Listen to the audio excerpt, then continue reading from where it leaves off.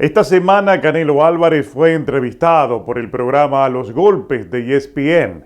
La entrevista no llegó siquiera a los 7 minutos. La dirigió el conductor del programa, Jorge Eduardo Sánchez, que se mostró en ciertos momentos como atribulado.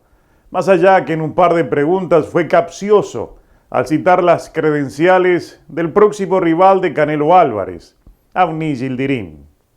En el caso de Canelo Álvarez, que estuvo en este lugar, en el medio de los dos, es decir, Sánchez y Faitelson, el boxeador mexicano en todo momento se vio tenso, molesto, o sea, llegó y se fue con mal humor y en cada respuesta se le adivinó que estaba a punto de estallar, como ocurrió cuando le mencionaron a Gennady Golovkin.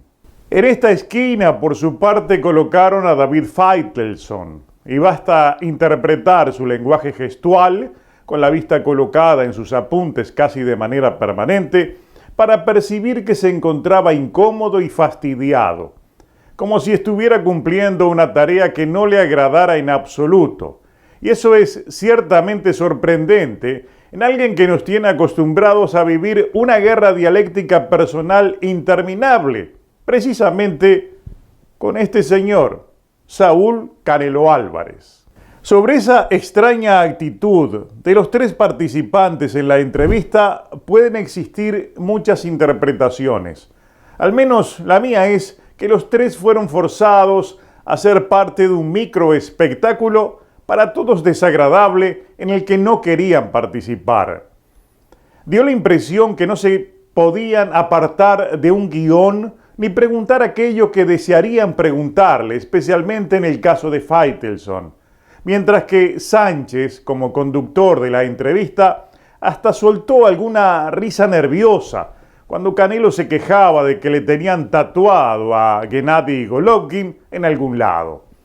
Ante la insistencia por preguntarle sobre el kazajo, evidentemente. Ya en el caso de David Faitelson, hasta llegó a pedirle disculpas por insistirle en un tema. Y lo hizo también con un tonillo capcioso, como cuando alguien le habla a un niño que no entiende y debe apelar a la paciencia y a los buenos modos. En resumen, como que ese debía ser el tono de la entrevista y no otro. Como que los entrevistadores se tenían que cuidar mucho de no molestar al promotor Canelo. O sea, es posible, no hay certeza absoluta de que o bien hubo mordaza o hubo autocensura, o lo que dice el título de este video, hubo cláusulas a ESPN para aceptar la entrevista a Canelo. En realidad no lo sabemos, pero aquí están los temas sobre los cuales se habló esos casi 7 minutos de una charla de verdadero guante blanco. En general las preguntas giraron en torno a la pelea de este sábado contra Avni Yildirim, a los posibles riesgos de una sorpresa en esa pelea y el tipo de pelea que espera Canelo. También respondió a las críticas por el poco nivel mostrado por Callum Smith y a su vez cuestionó el nivel del mandatorio que enfrentó Gennady Golovkin. Habló también sobre unificar toda la división supermediana y se molestó por responder sobre Golovkin y la trilogía. Se le preguntó al tapatío sobre la acusación de Golovkin de tener marcas en sus brazos y también el caso Clenbuterol. Habló a su vez de su plan de pelea para el resto del año, la relación con sus detractores a los que acusa de no saber de boxeo. No es complicado desmembrar una entrevista que de tal tuvo muy poco. Los entrevistadores parecieron amordazados y Canelo se vio como un invitado de piedra, molesto y fuera de lugar. Tampoco es complicado entender qué faltó preguntar a Faitelson y también a Sánchez y qué le faltó aclarar a Canelo Álvarez. La primera pregunta fue sobre su rival y por 2 veces se le remarcó que Yildirim había sido su sparring, que se encontraba inactivo y que no tiene el nivel de Canelo. Como que rompiendo la censura, Sánchez le puso sal sobre la herida, o sea, esa bochornosa presencia del rival turco como mejor clasificado para enfrentar a un campeón como Canelo que ha evitado a muchos rivales alegando en algunas oportunidades que no tenían credenciales. Se le preguntó a Canelo sobre los posibles riesgos de una sorpresa por parte del rival mandatorio. Y ante esa pregunta, Canelo dijo: nunca me confío, aunque sabemos que tengo mejores cualidades que Yildirim. Un buen golpe todo puede cambiar, y él es un peleador fuerte. Ya hice sparring con él. Faitelson, mientras tanto, tuvo que rebuscar en las palabras para que sonara suave su pregunta sobre el nivel de Yildirim. Concretamente le preguntó: Saúl, ¿cómo hacerle entender a tus críticos y a tus detractores que si en una pelea que tú ganas fácilmente, no hayan dudas sobre la calidad del rival, entendiendo que es el retador mandatorio, pero que está ahí porque David Benavidez perdió el cinturón porque tuvo problemas? Y aquí tenemos algo de lo que faltó. Faitelson en otras circunstancias se le hubiera dicho o preguntado directamente que su rival es una promesa de bulto y que no debería ser su rival. Faitelson también le hubiera preguntado si Canelo lo eligió porque fue su sparring, y le hubiera preguntado también por qué no tuvo el mismo apuro en retar a Benavidez cuando era campeón que sí lo tuvo con Yildirim 12 horas después que Benavidez perdió el título. Es posible que todo ese titubeo de Faitelson haya sido para encontrar palabras que escaparan a la censura o a las cláusulas de la entrevista. Canelo, ante la pregunta de Faitelson, estalló contra sus críticos. Mis críticos jamás les voy a dar el gusto, no. En la pelea pasada enfrenté al número 1 de las 168 libras y después de eso criticaron que no se vio bien, que se vio muy lento, dijo Canelo, y agregó: y realmente se vio lento porque tenía enfrente a un rival que no lo dejó hacer nada. A los críticos nunca los voy a tener contentos, nunca les voy a dar el gusto, y yo estoy aquí para hacer historia, dijo Canelo, y para seguir dando grandes combates para la gente que de verdad cree en mí, que sabe de boxeo y está de mi lado. Mis apuntes sobre esa respuesta de Canelo tampoco son complacientes. Sobre lo último, Canelo sigue sin aceptar críticas. Quien lo elogia sabe de boxeo, los demás no saben nada. Quien lo apoya está de su lado, o sea, son ellos o nosotros. Algo que explica la razón de esas mordidas interminables en las redes entre apoyo y rechazo. Es el mismo Canelo que las promueve con toda esa intransigencia. Sobre lo anterior, eso de que lo criticaron porque Smith se vio lento y él alega que fue porque no lo dejó hacer nada, hay otra omisión en la pregunta. En otras circunstancias, David Faitelson le hubiera preguntado que si a Sergey Kovalev le dieron 8 semanas para prepararse y ya vimos en lo que terminó, por cuál razón le dieron solo 30 días a Callum Smith, que tuvo que cortar peso en menos de 4 semanas, y todo lo que le critican a Canelo, o sea, todos los que lo critican, alegan que el británico se vio mal porque llegó a la pelea deshidratado y no por el buen trabajo de Canelo. Al faltar esa pregunta, faltó el condimento en ese tópico. Luego, Faitelson, y en otra pregunta de relleno, también le preguntó si, siendo considerado por la mayoría de los expertos como el mejor libra por libra, eso le otorga una responsabilidad diferente a su actuación frente a Yildirim. Canelo respondió que asume esa responsabilidad de ser el mejor como asume su preparación, la de entrenar en el gimnasio al 100%. Me subo al cuadrilátero para dar lo mejor de mí y seguir ganando, dijo el mexicano.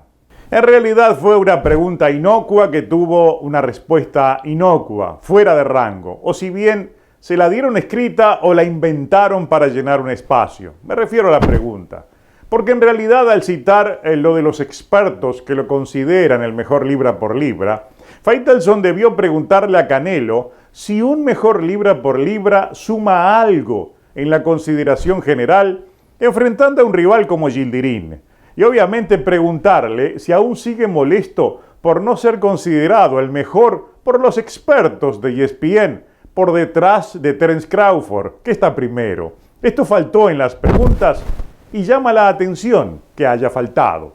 A continuación, Jorge Eduardo Sánchez le preguntó sobre su agenda del año, o sea, lo que viene después de Yildirim, y citó esas unificaciones posibles con Billy Joe Saunders y Caleb Plant, pero no se escucha el nombre de Golovkin, le dijo o le preguntó Jorge Eduardo Sánchez. A esto último respondió Canelo ciertamente molesto, indicando que tanto Faitelson como Sánchez le tienen tatuado el nombre de Golovkin. Ya hice 24 rounds. Tengo otras metas en este momento. Subí de peso para ganar en la 175. Ahora bajé a la 168 para ganar todos los títulos en esa división, dijo Canelo.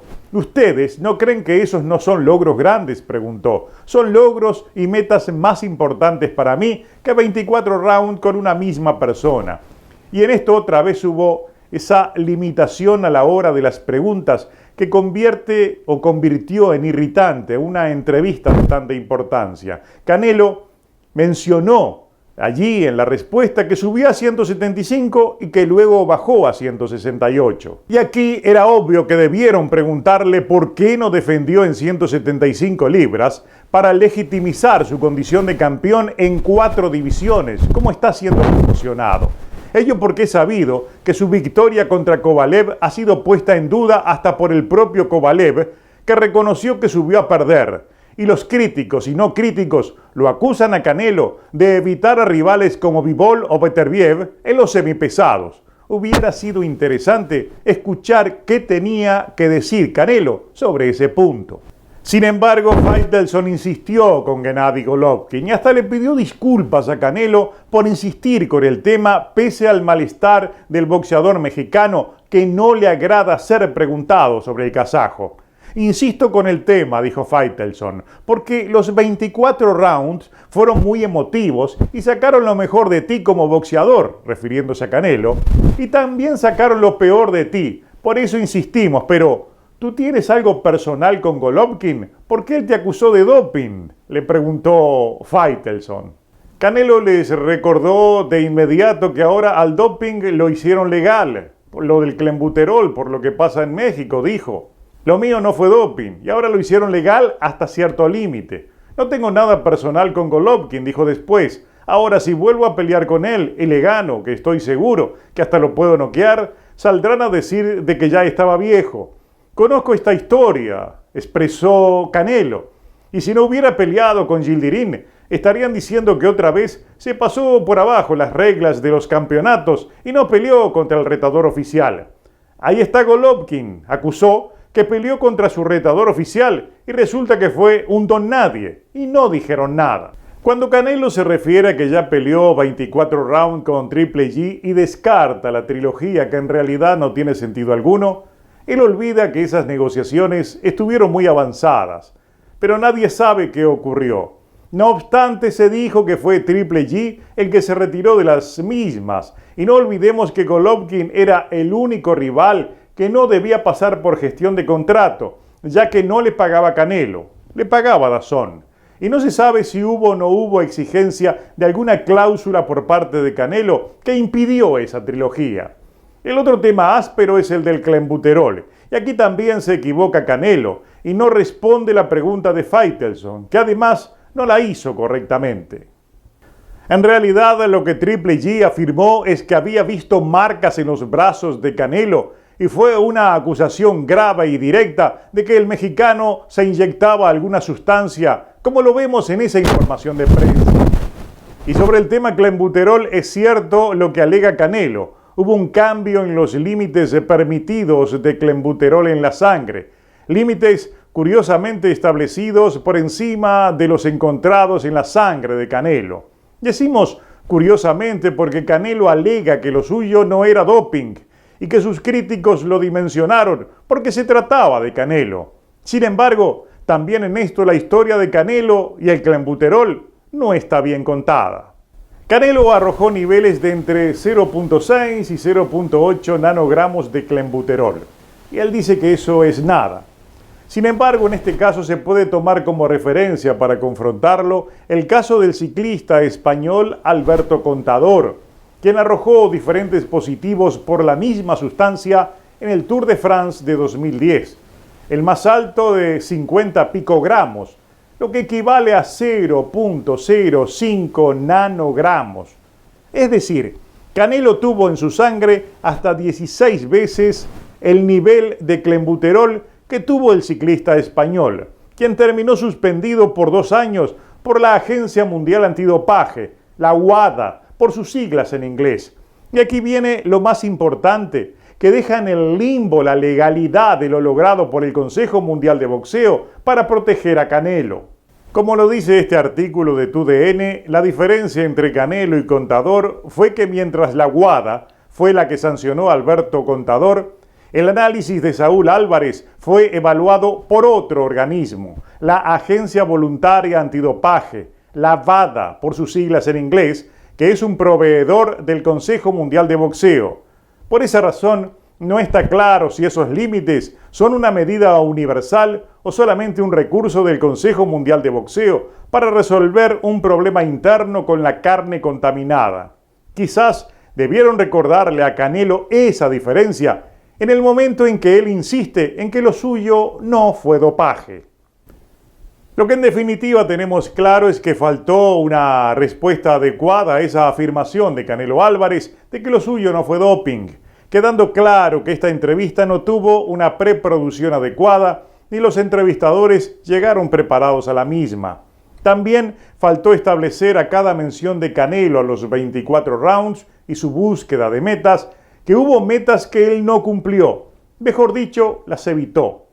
Porque además de evitar unificar en 175 libras, ya evitó unificar en 154 después de vencer a Liam Smith. Faltó unificar el título mediano del CMB con el campeón interino Jermall Charlo, unificación que pudo evitar gracias al cinto franquicia y la subida por decreto de Charlo a campeón regular. Y cuando cita que Golovkin enfrentó a un mandatorio don nadie de la FIB, refiriéndose a Camil Ceremeta, Canelo olvida que él evitó a un mandatorio que no era un don nadie, y también por la FIB. Me refiero a Sergey Derevianchenko, y en su momento evitó a otro mandatorio, como el propio Gennady Golovkin, aquella vez que renunció al cinturón para no enfrentarlo. Este sábado para muchos Canelo va a pelear contra un bulto mandatorio, un rival que jamás debió estar clasificado y al que eligió para enfrentar por ser su sparring. Y eso también debieron preguntarle.